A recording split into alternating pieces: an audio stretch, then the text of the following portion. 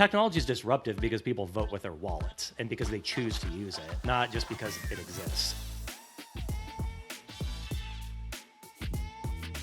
There has been a narrative for years that EVs are going to kind of hollow the C-store model, hollow out the C-store model because,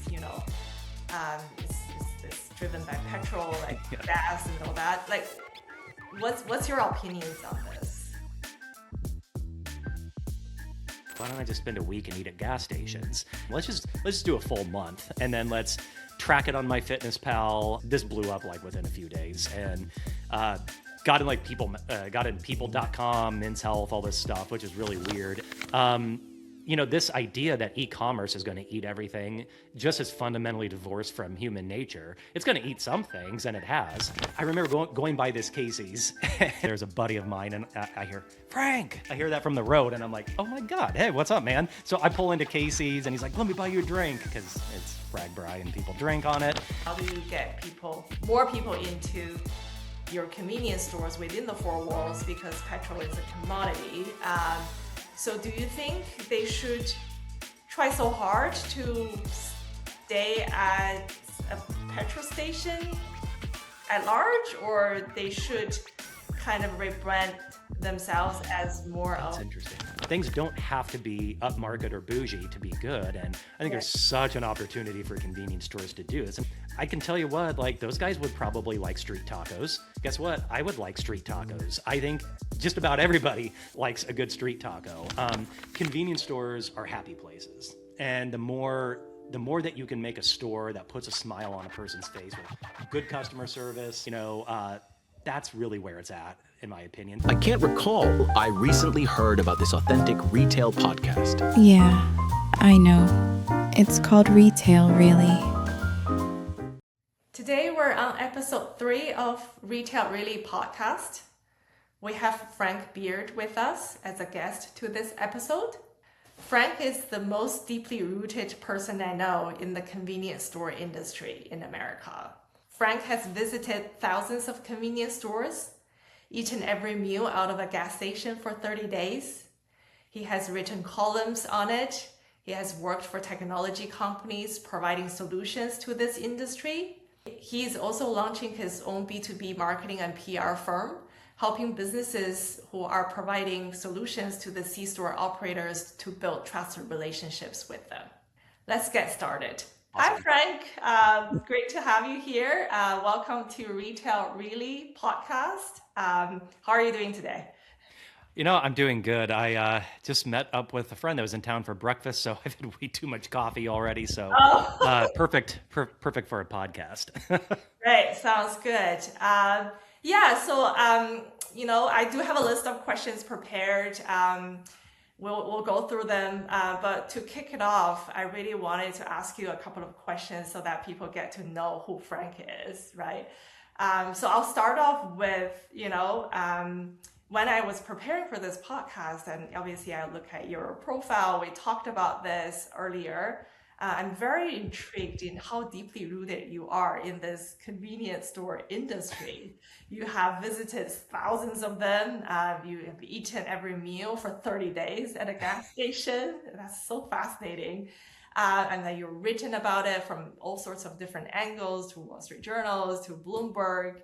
I wanted to ask you, how did you get so obsessed with this industry? It's funny. It was totally by accident, actually.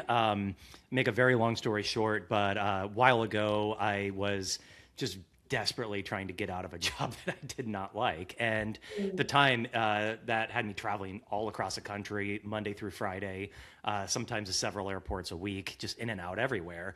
And, around that time, I was trying to put a lot of content out there to build up this idea that I had for a business online, but I realized it'd be easier with an audience. And so I was writing about a lot of things that, we're starting to get some traction and get some people listening to me. And one of the things that I thought I would do one day is, wouldn't it be fun to maybe try to dispel this myth that eating on the go is bad for your health. And at the time, that was just such a prevailing narrative that healthy eating only happens in a kitchen. And I was like, well, I'm on the road 5 days a week. I'm just not in a kitchen very much. And then sometimes when I would get home, I'm like, man, the last thing I want to do is cook. I haven't been home all week. So, and at the time, I was at the healthiest I had ever been. I was significantly lighter weight than I am now, but I mean, I was just, super active in triathlons at the time and felt great. Oh, wow. And so I thought, okay, what would be like the craziest way that I could just kind of demonstrate this? And it came down to, why don't I just spend a week and eat at gas stations? And then I was driving to the airport and I thought, no, let's make this way more extreme. Let's just do a full month, and then let's track it on my Fitness Pal. I had come from a point where I'd lost a ton of weight, so I was pretty familiar with my Fitness Pal because it was helpful for me. And I thought I'll just live blog it on sort of Reddit's weight loss forum, and maybe they'll find that interesting. And this blew up like within a few days, and got in people.com, Men's Health, all this stuff, which is really weird. And so I guess for what I realized is I'd gotten a lot of attention on something, and it was an opportunity to maybe leverage that into other opportunities that have nothing to do with it. And so I started doing a lot of public speaking, it's like, I don't know why the convenience store industry is paying attention to this, but this is interesting.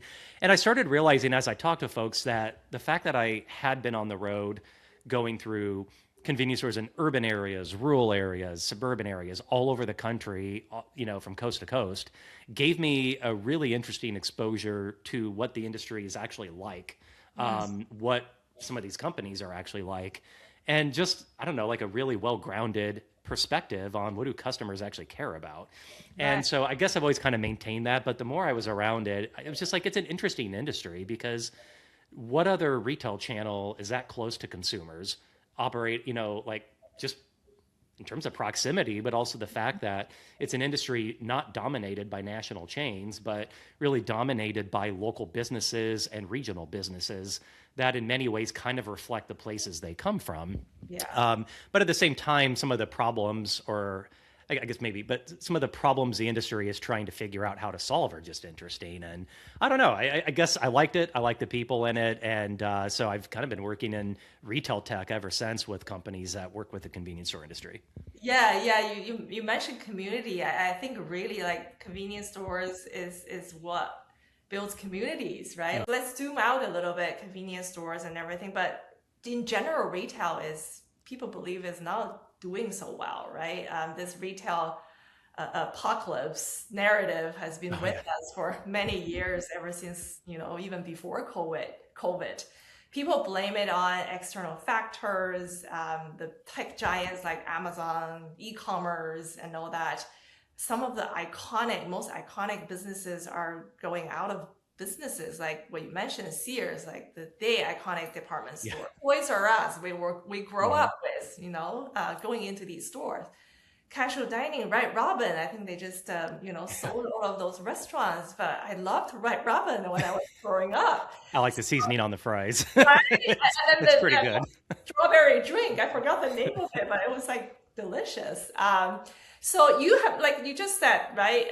The real story is probably more nuanced.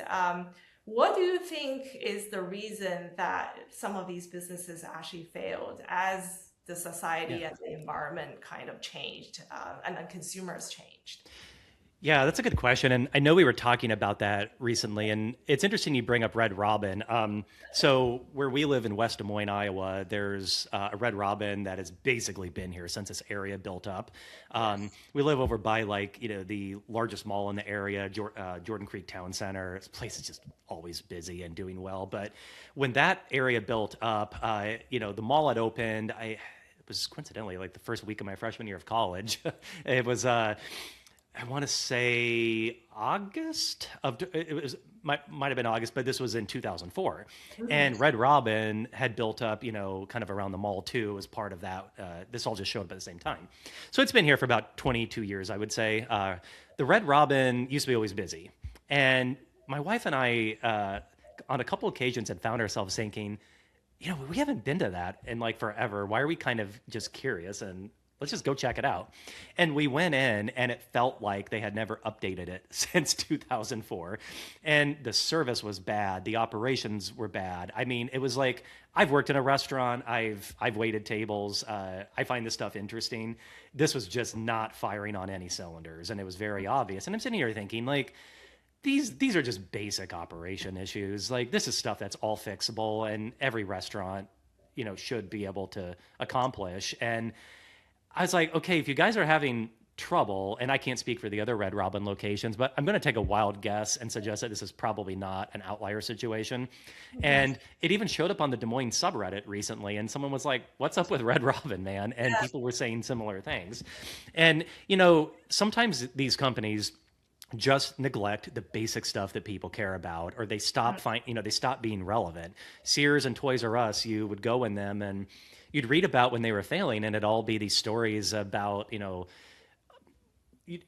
just stories from like the corporate level or what's going on, high level. And it's like, okay, look, the story of why this is failing is not necessarily just going to come from a spreadsheet. I mean, to some degree, maybe, but at the end of the day, if people are shopping at the stores and they're spending enough money, like, it's going to be fine. If you walked into those stores, you could see firsthand that they had just stopped trying. Toys R Us is dirt. The one here, when it closed down, it was dirty. It was dusty. They just never really modernized or kept up with the times. They didn't really think about, like, why would someone come here instead of going down the street to the Walmart or the Target, both of which had made very large investments in their toy sections, or buying them from Amazon, where you don't even have to leave the house. You've got to have some sort of an edge over the fact that Walmart and Target also sell toys, and that you can buy toys on Amazon. And they just never really answered that question. So it's not that retail is dying by any means. I mean, that's never the case. Look, I can buy about anything I want on Amazon, but sometimes we just need to get out of the house. Sometimes we want to touch things, or we want to see them, or we don't even know what we want, and we just want to go to a store and decide what we want when we're there. This idea that e-commerce is going to eat everything just is fundamentally divorced from human nature. It's going to eat some things, and it has, but I mean, what am I going to do? Never leave my house? It's like, come on. Yeah, for sure. Yeah. Let's dive into the C-store industry a bit more, given that's where your passion is. There has been a narrative for years that EVs are going to kind of hollow the C-store hollow out the C-store model, because it's driven by petrol, like gas and all that. Like, what's your opinions on this? I think EVs are basically this revolution or disruption that has always been coming tomorrow for like 15 years. Look, the switching cost on EVs is extraordinarily high. I think what's interesting is when you look at technology that has been disruptive, you think like ride shares, for example, and what that's, how disruptive that had been to the taxi industry.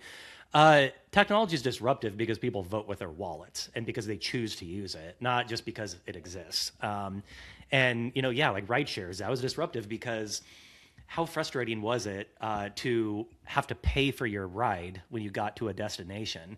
Like, the traffic might not be good. If I'm in a city, there may not be an easy place to pull over. And then, oh gosh, I got to pay and then do this. There's a car honking. Or, I mean, there were all these reasons why the taxi industry was not very customer friendly, and we all know what they are. I'm sure some of us, myself included, we've definitely had examples where some taxi driver thought we were a tourist, and whether we were or not, we actually knew the city, and we're like, hey man, like, you're literally running up the clock, like, this is not the way you go. So you find a hotel, jump out, and you're like, yeah, this isn't going to work. I'm going to call another cab.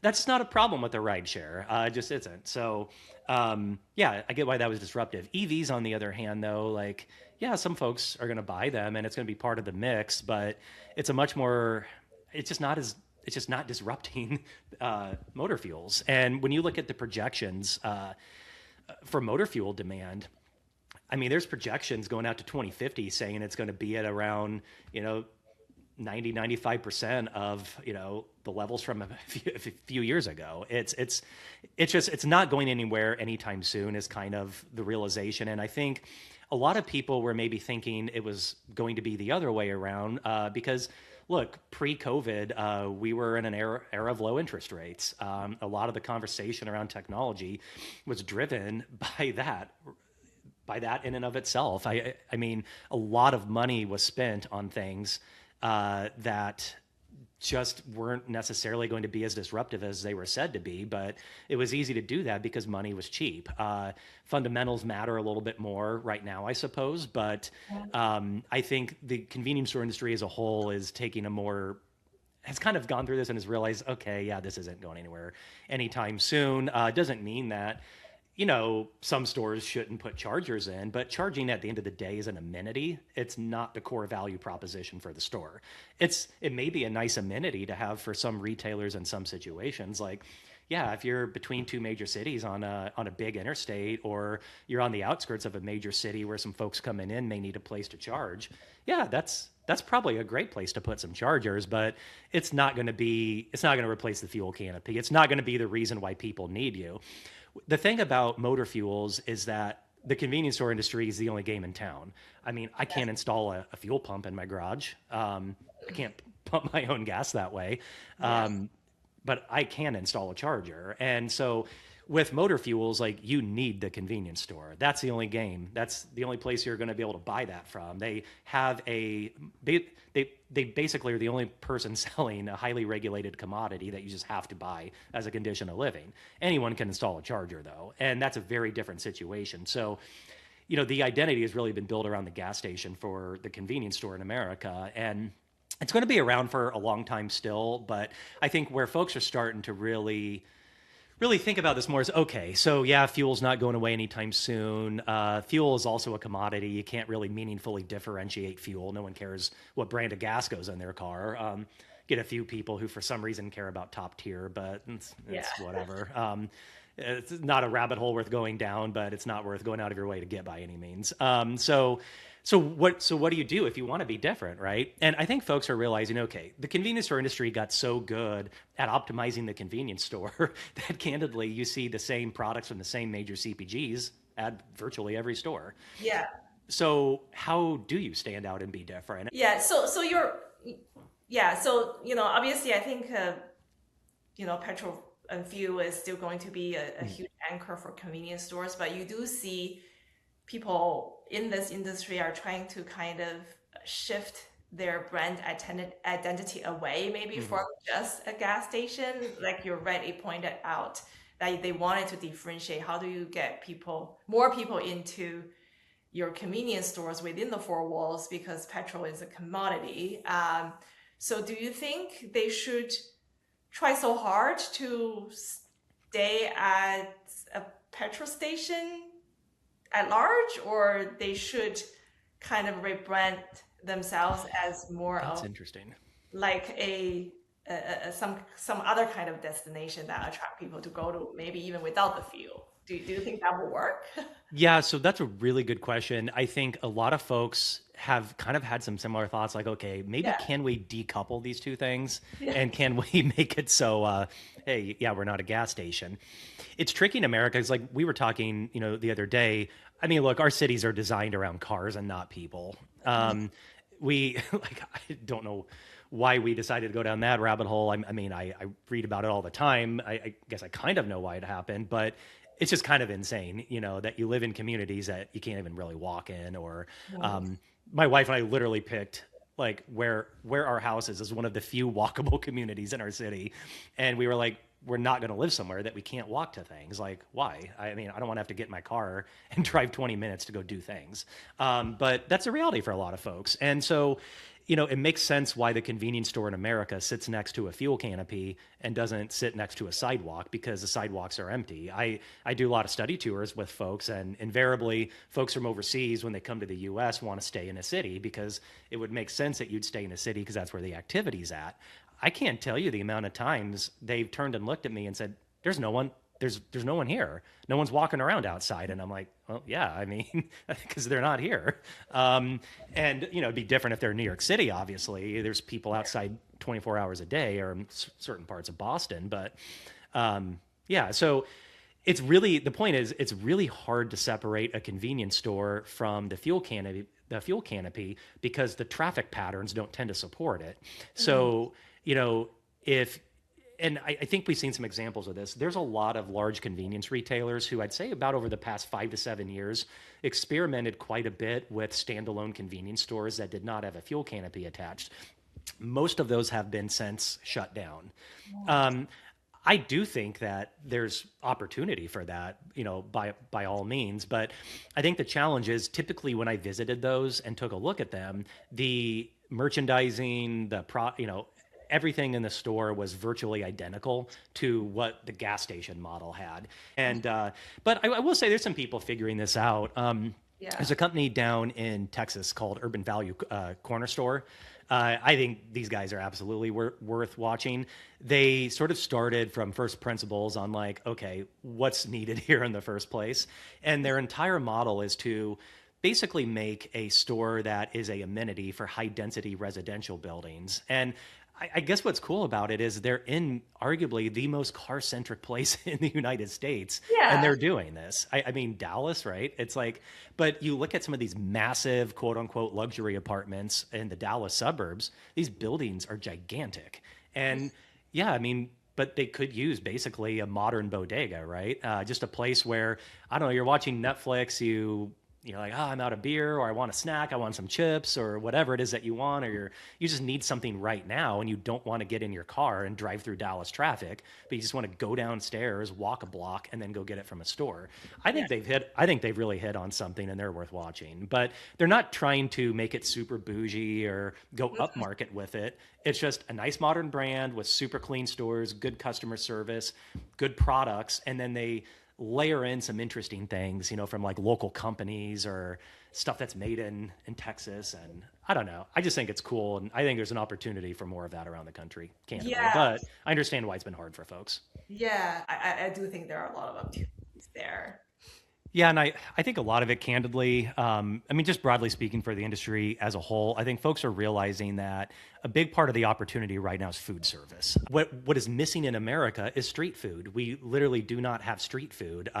We tried to say, hey, let's stick street food in a car, which would make sense because it's America, so let's make food trucks. Street food should be in a car. Well, of course, America would think it belongs in a car because America's car centric, but a lot of cities don't support street, food trucks and such. So it's kind of hit or miss.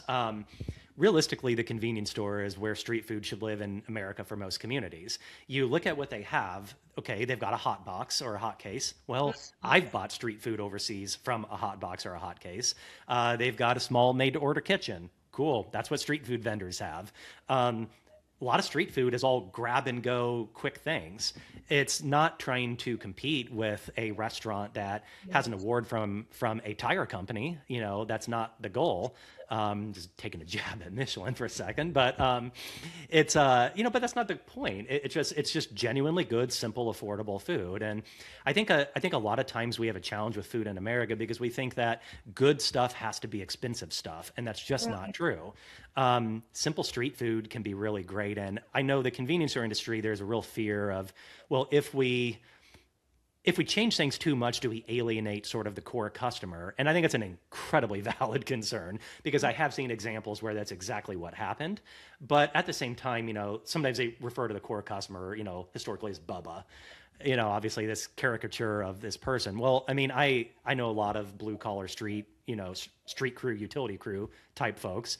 I can tell you what, those guys would probably like street tacos. Guess what? I would like street tacos. I think just about everybody likes a good street taco. Things don't have to be upmarket or bougie to be good. And I think there's such an opportunity for convenience stores to do this. In fact, I think if you look at the food program that TXB is doing down in Austin, that's kind of what I'm talking about. They're figuring out in their own way, I think, what might work really well for them. And I like what they sell. It's not trying to be something it's not, but it's just genuinely good food. I'd eat that any day. It's great. So I think there's a huge opportunity for that, but it's just, the convenience store industry is very obsessed right now about trying to take the fight to the fast food industry. And I'm just like, guys, you're not going to win by copying them. You've got to be better at something that they're not. Yeah. Talking about food at convenience stores, we have to talk about Japan, Oh yeah. Uh, I lived there for a couple of years, to be honest, and probably ate, three, four times a week at convenience stores. And Oh, jeez, yeah. they have good food, it's convenient. They have all the facility to heat up the food for you. They have all the kind of boxes and hot water, whatever you need. Share your drinks and make a cup noodle in the convenience store environment and buy some other food along with it. Do you think America should take some of that experience or something that Japan did really well into the convenience stores here? I understand, the density, the car element, Japan has the density, doesn't have the car element, but can we borrow some of those ideas, like the cool food, like in Japan, even in different areas, in these in different cities, in different neighborhoods, the food like options they have is quite unique because they actually have something traditional in that city in these convenience stores. So when you travel there, if you want to have a local taste, like a street food for that specific locality, you can actually go to convenience stores and grab, something there. Is there anything that we can learn from? Yeah, I think there's a lot to learn. Well, look, candidly, when we're talking food, I know this is a debatable topic, but I'm willing to put the stake in that. Japan is basically the epicenter of good food around the world, particularly Tokyo, which coincidentally I'm wearing a hat from a Japanese bakery, Parklet. Right. So, which was funny. When I was there last, we went to 22 of the best specialty coffee shops in Japan, Yes. and weirdly enough, I was wearing my Parklet hat, and everyone was like, "Oh, Parklet! I love Parklet," and which was funny. So, shout out to those guys for being awesome. But look, the food's good. Food's great in Japan. I think what's interesting about the convenience stores is, and you're right, the density in a city like Tokyo is just next level. It's wild. You go to a place like New York City and you're like, wow, this is a big city. And I'm like, Tokyo is more like, yeah, hold my beer. That's like the biggest. It's like hard to describe how large that city is unless you've been there. It is absolutely monstrous. And there's people everywhere all day, just constantly everywhere. So yeah, they've got the foot traffic patterns to do what they're doing. But I think what's interesting about their stores is that, we're having conversations in the U.S. about how to do food service in convenience stores. These guys cracked the code on that like a while ago. They've already moved on from that. And what they did is they didn't turn the convenience store into some other identity or reinvent it into something that it's not. You know what I mean? Those are just basic convenience stores. Like they're just like the stores aren't fancy. They're utilitarian. They're not gigantic. They're actually really small. And yet somehow you go inside and you're like, these are like the coolest stores I've ever seen, right? My wife's big into cosmetics. She was having fun looking at the cosmetics section. I just loved everything in there. But you go in there and you very quickly realize, though, I can actually eat this stuff, and I can eat this like regularly, and I'm not going to feel bad about myself. What I think is tricky in America is that so much of the food, the convenience store industry has traditionally prioritized, and I get why this has happened, but they've traditionally prioritized, I think, food that is more indulgent and is more of an indulgence. Like I won't name names, but there's one retailer that gets a lot of attention for their food, and I'm just like, look, I mean, what they've done is fine, but I can't get a sandwich out of that place that's like under 1,000 calories. I can't eat like that on a regular basis. I mean, I could, but I wouldn't feel very good is kind of the point. But I mean, I think back to times I bought it like just a sando from Lawson or something, anything there. And I'm like, these did not feel like so caloric that it felt like a meal to me. I could make it into a meal. But if I had a small breakfast, if I had a croissant in the morning and I have dinner around 5 or 6, and I'm like, man, I kind of need something right now. Like, I'm kind of hungry. I've been walking all day. I need something. I could just pop in there and grab something, eat it, scratch that itch, and I still had plenty of room for dinner. It's like the food feels like it's designed for everyday living, and in a way that I just haven't really seen in a lot of other places. And I think that's kind of the big takeaway for me. It's like, this is stuff that's designed for people to actually eat like every day. And it's priced at that level too, which is the cool part. Right. Yeah. And obviously the consumer sentiment shift from and then the food opportunity at C stores is if it's real. I think the next question is how do you get the right food at the local level, right? Because a C store in a college next to a college, it's gonna have different customers Friday night than a store off highway So how do people think about bring different options that cater to the local, I guess, communities? Is that too complicated to act at local levels? At Profits, we do a lot of this is to help businesses to act at local levels. Do you think, there's an opportunity that if certain type of insights about that locality based on the demographics, based on the kind of events they host, based on the weather that they have, that people can take advantage of knowing what would really click in that community? Like a fruit sando is probably not going to be, it's not going to fly in every community in America. Probably not. How do you think how important it is to act at the local level for this to work? Yeah, I mean, personally, I think it's hugely important. I think it's something that the industry probably has not traditionally done. If you look at what growth traditionally looked like for convenience stores historically, it has been identify a model that works and then copy and paste that model everywhere. I think the most extreme example of this would be Quick Trip with a Q out of Tulsa. Candidly, I think they do it better than anybody. I mean, they literally call their stores, Gen 2, Gen 3, and I can go to a Quick Trip in Des Moines, or I can go to one down around the Phoenix area, and I know what to expect. And there is, I think, a certain level of, I don't know, that's just kind of nice to a certain degree. I mean, like, I know I can trust them whenever I see one because I just know what's there and I know how they do things. And look, they're very good at that. On the other side of the spectrum, though, there are some retailers that really, I think, could, though, benefit by tweaking what they're doing for the communities that they're around and responding a little more, I don't know if accurately would be the phrase. I just think it's funny because this industry spends so much time talking about personalization, but usually it's just like a personalized text message or an email from a loyalty company. And I'm like, okay, I don't really care about that. It's to me, personalization should be like the store is adapted to the people who shop there. It's what you're selling, not how you're pushing an ad in front of somebody. And I think an extreme example of how you respond to that. We have this thing in Iowa called RAGBRAI. It's RAGBRAI. It's the world's oldest, longest, and largest recreational bike ride. And you get basically, you go from the western side of the state at the river to the eastern side of the state at the river. You snake all around on a path that's different every year. And I'd say in terms of weekly riders, you get anywhere from 15 to 20,000 people.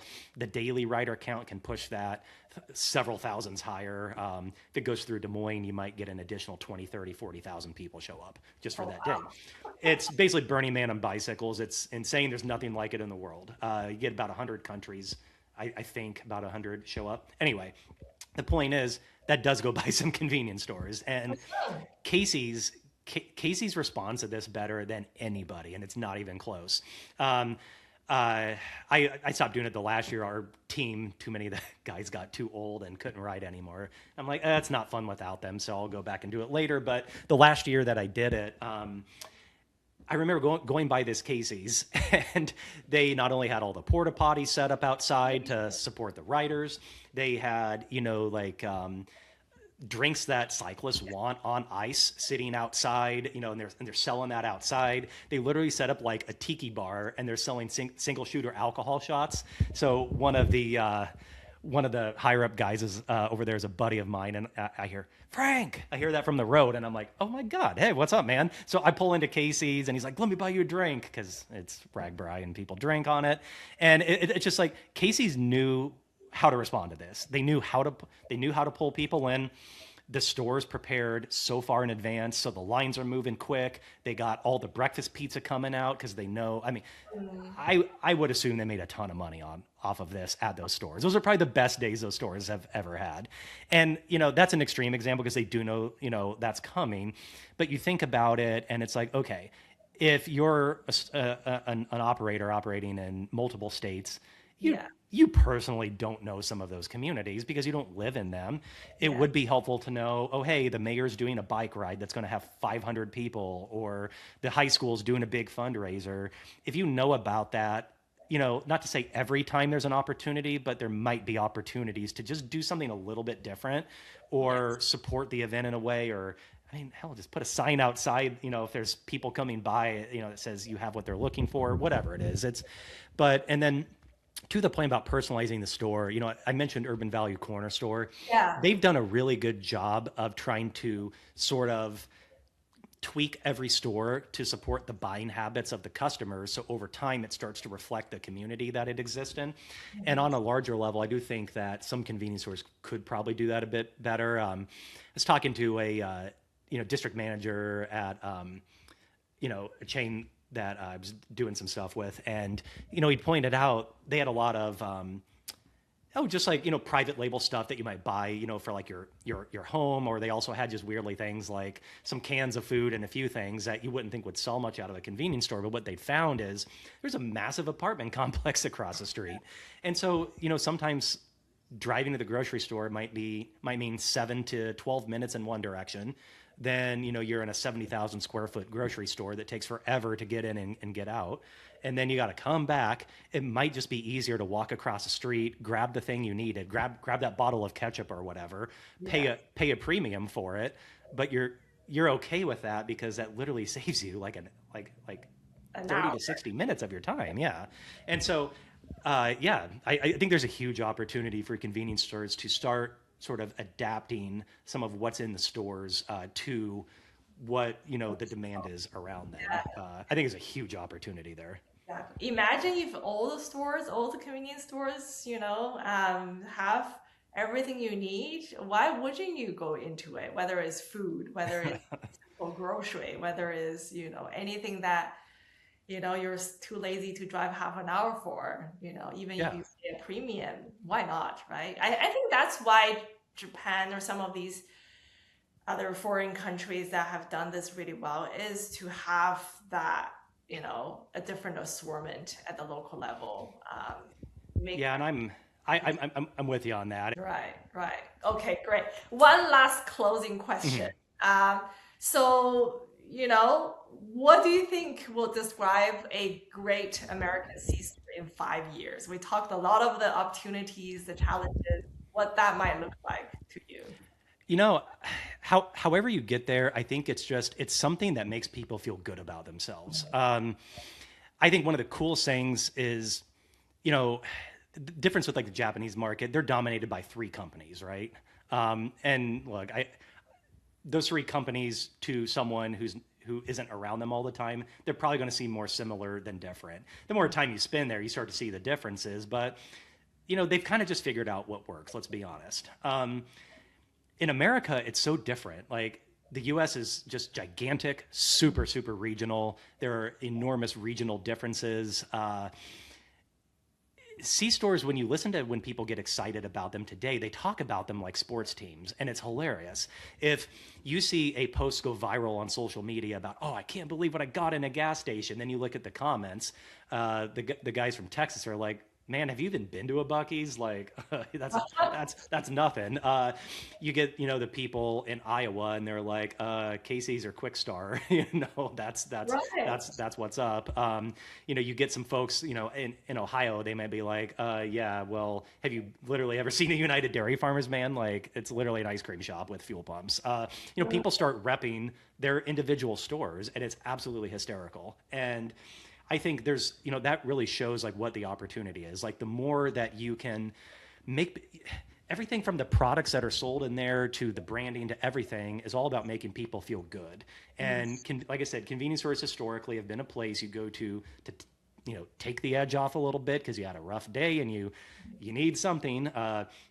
Even that person who's broke in their 20s and they go in and buy a bottle of top shelf liquor on a Friday night to take to a buddy's place to play Xbox or poker, that's a fundamentally happy moment for that person. You're putting a smile on their face. The person who comes in the morning because it's Monday, my weekend was too short, and I need coffee and a donut. That's picking them up and lifting them up.